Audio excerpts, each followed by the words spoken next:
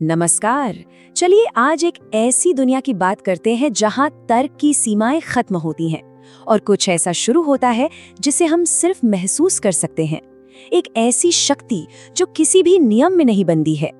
कभी ऐसा लगा है कि सब कुछ सही करने के बाद भी कुछ भी सही नहीं हो रहा।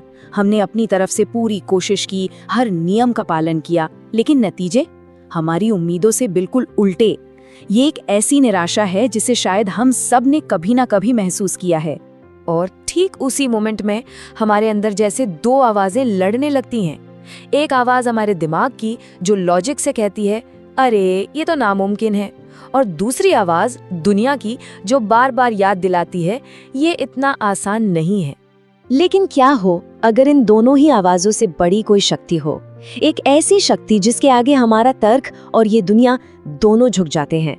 आज हम उसी पल की बात करेंगे जहां लॉजिक काम नहीं करता, सिर्फ मैजिक होता है। तो चलिए इस सफर की शुरुआत करते हैं और सबसे पहले ये समझते हैं कि आखिर हमारे तर्क की, हमारे लॉजिक की दीवारें कहाँ तक हैं। देखिए, तर्क यानी लॉजिक का सीधा सा मतलब है जो हम देखते हैं, जो हम जानते हैं, हम उसी पर यकीन करते हैं। जैसे अगर हमने कभी लोहे को पानी पर तैरते नहीं देखा तो हमारा लॉजिक कभी मानेगा ही नहीं कि ऐसा हो सकता है। यह सिर्फ संभावनाओं के दायरे में ही सोचता है। और जिंदगी है कि हमें यहीं पर चौंका देती है।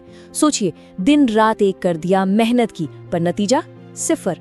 और फिर जिस दिन उम्मीद का आखिरी धागा भी टूट गया, अचानक से दरवाजे पर एक ऐसा मौका आ खड़ा होता है जिसकी कभी कल्पना तक नहीं की थी। लॉजिक के पास इसका कोई जवाब नहीं है। बस यही वो पल है, ये वो मोमेंट है जब हमें एहसास होता है कि हर डोर हमारे हाथ में नहीं है। ये वो जगह है जहां हमारा लॉजिक खत्म होता है और किसी बड़ी शक्ति का खेल, उसकी कृपा शुरू होती है। जरा सोचिए एक ऐसी शक्ति के बारे में जो नियम बनाती भी है और चाहे तो तोड़ भी सकती है, जो समय के अंदर भी है और समय से परे भी। जब वो शक्ति कुछ तय करती है तो हालात पल भर में बदल जाते हैं। इसे और अच्छे से समझने के लिए चलिए एक कहानी देखते हैं। एक ऐसी कहानी जो दिखाती है कि कैसे विश्वास असंभव को भी संभव बना सकता है।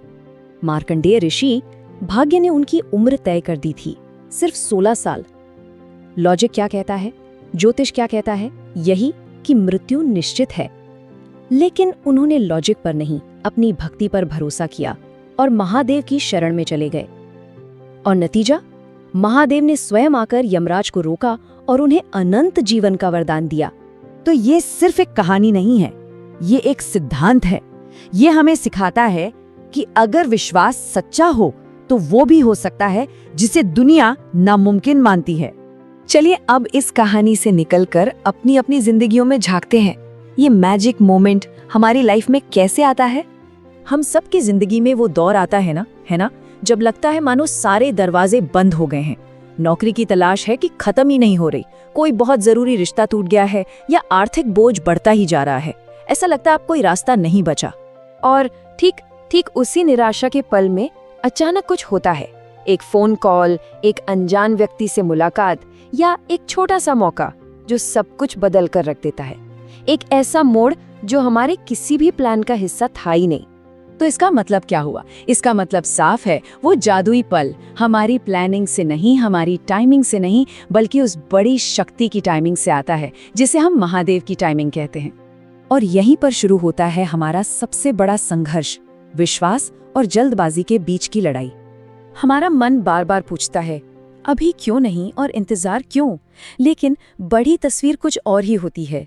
वो शक्ति जानती है कि हमें कब देना है, कितना देना है और किस रूप में देना है जो हमारे लिए सबसे अच्छा हो।